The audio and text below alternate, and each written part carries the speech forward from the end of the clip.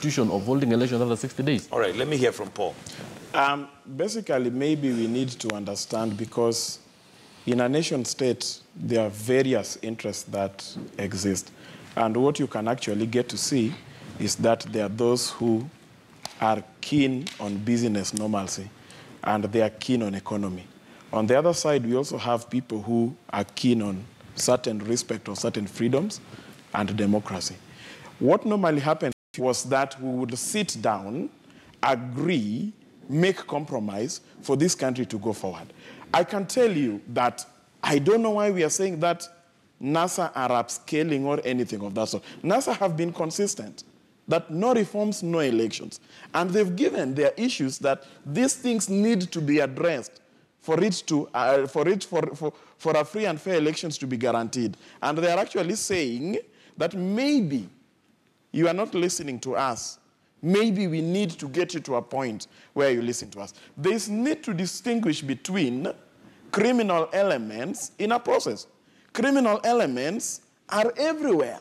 Because I can even tell you, I'm wondering, it's a shame that some people can even comment about land. Land is a very emotive issue.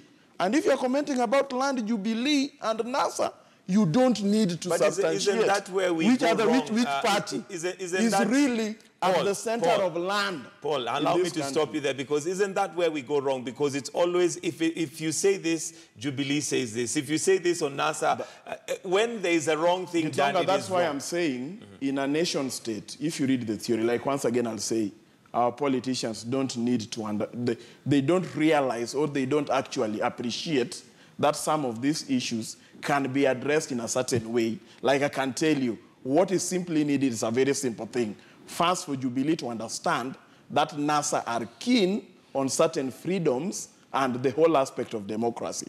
And NASA to also understand that Jubilee are keen on democracy, the Jubilee are keen on business normalcy and the economy. Then they now sit down as leaders and agree that for how long can I entertain, you ask, how long can you entertain mine? Then they agree. But I can tell you, all of them, because I can tell you, there is no way of stopping NASA, because they've been given that right through the Constitution. And I can tell you, the Constitution does not say that if you demonstrated in the morning, you cannot demonstrate at lunch hour, and you cannot demonstrate in the evening. They will carry. And in politics, unfortunately, in politics, you make use of your strength. Jubilee's strength seems to be numbers in parliament, and they're willing to push it to the tail end. NASA also saying, we also have another strength, and our strength are the people. We will push it to the limit. Meaning, if we don't sit down and agree, then we are going to blow up this country where everybody looks like we're literally going to throw this country over the cliff. Mheshimiwa Elisha, your closing comments, and also what's the game plan for NASA? Is it elections in February, as you mentioned? I think we are going to go for elections next year. That's the game plan. And we are going to escalate. No elections, no reforms. And I want to talk to the president. He's the driver of this bus called Kenya. He needs self-introspection. He needs to take 2 steps backward. Look at his bus, and if he's carrying people like Murkomen, he should drop them off and come out of the bus and call Raila. This country is greater than all of us. The country needs to move forward. All right. You have the leadership, provide it. Prof, your closing comments. I think this coming election is a sham. It should be extended. On the 26th? Yes, it's a sham. Because I can see Chebukati coming up and saying that he is not now going to include everybody in the ballot box, whereas the judge yesterday stipulated and said that only Ekuro Court is the only one, because he's the petitioner, whereby he was reading in the language of the new laws that are pending before Parliament. What if Okot also comes up with conditions and says, I'm not running? Why are we rushing for elections? What are we validating? Are we taking the interests of Article 1 of this Constitution and the preamble? Are we just going to run because we want people to be in power? And I'll agree with Mheshimiwa here, because I'm supposed to be neutral. His Excellency the President is the bus driver. I voted for him on personal issue, because I was giving back to the Kikuyus what they did to me when I was a parking boy in the city, and I have to make that very clear. But one thing is, he's actually vested or infested by people like Murkomen, people like Duale. Those are the people who are causing mayhem in this country. Anything that Duale says drives away 100 people from the president. Anything that Murkomen says drives away people. And even the Law Society should actually disbar this person from running, from being an advocate. And I've said this, and I'm on record on that, and I'll carry my hand before God. Let the president sit down with Raila. Let the two principals find out how to chart the way forward.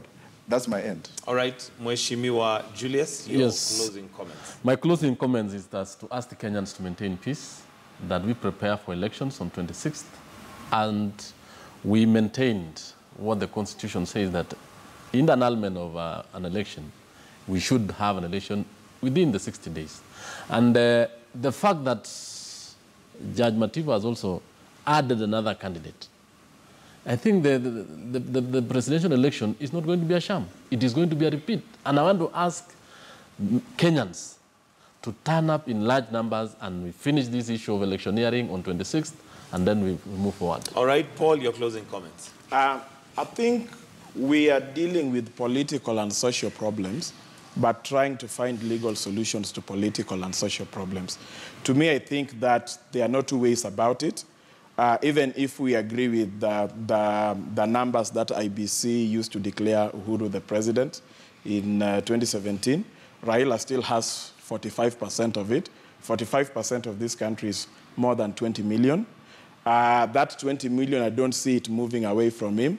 There is no way that we can avoid Raila and Uhuru sitting down and agreeing that what is the common agenda for this country. Let's stop tending to think that the solutions to this country is going from people interpreting the Constitution or people saying what the law is. What we have are social and political problems, and the better we sit down to agree what are these social and political problems, the sooner we will sort out Kenyan problems. I don't see the demonstrations stopping. We have unemployment.